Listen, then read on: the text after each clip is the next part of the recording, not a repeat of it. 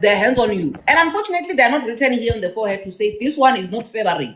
This one only demoni la pelo MP. This one only demoni la bofebe. This one demoni la gambling. Demoni la mak. Guys, hello. Am I preaching good? Am I preaching good? Amen, sister. Amen. Come on now. What? Neri, amen to that. I always tell people or those who are close to me, I don't want anyone to lay hands on top of me because I don't know. These days is so dangerous in a way. You don't understand. There are a lot of people who are doing evil spirit. That is why this verse you have power of your tongue. You pray for yourself. In my church, my pastor life, there is this time pray for yourself. That's where I use the opportunity of praying for myself because I know I've got power. God has given me authority to speak positive about myself and so only if you believe in that. So problem we don't believe in ourselves, sister. Amen to what you are preaching. I stand with you. Thank you, my sister. Now, while you are still on it, while you are still in the spirit, tell us who is wrong in the acrimony in this whole situation. Karabo, the pastor, Karabo, Zedi, and Mami. Who is wrong? They are both wrong. But then when sister, there are three people. Which type of English are you speaking? There are three people. Okay, in this situation, I think when as a person, if Baku approach when they can I speak in Tonga? Yeah, it's fine. Oh, okay. Logo Baku approach number one. They approaching, right? The whole situation, it comes with you when you are agreeing to hold thing.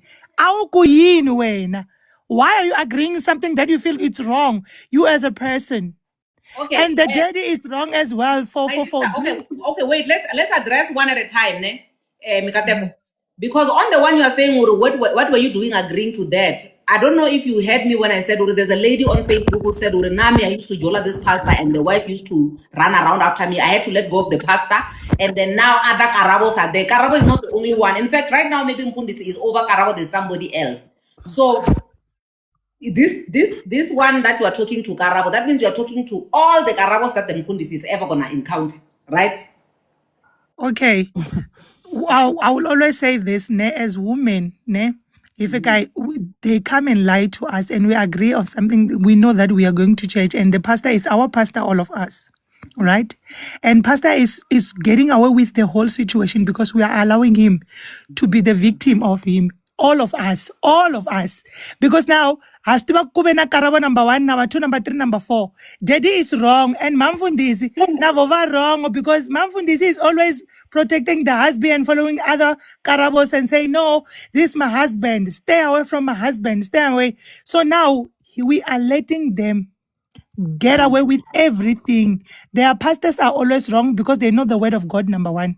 They must preach for us and protect us as the men of God, but they're not doing that.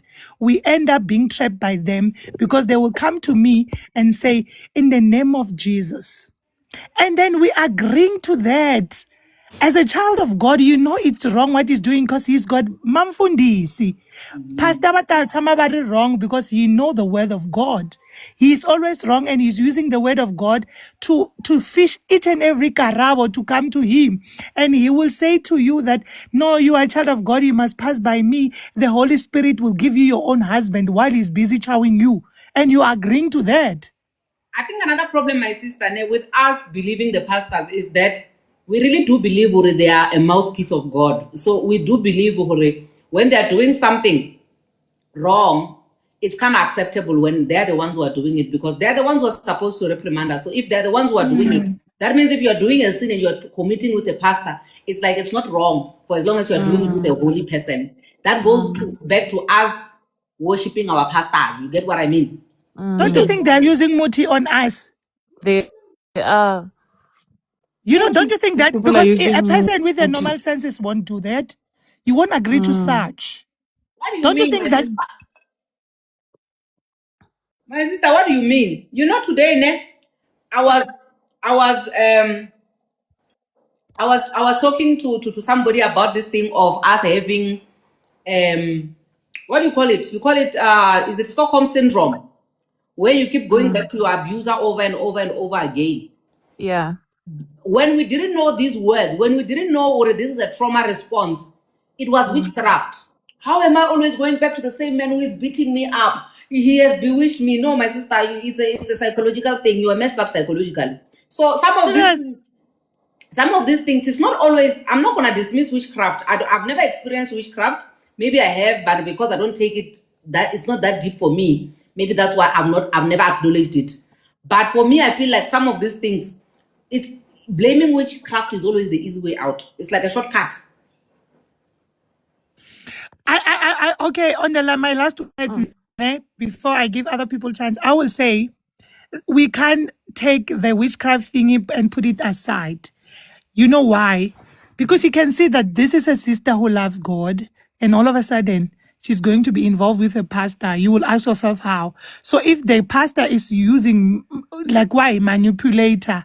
You understand?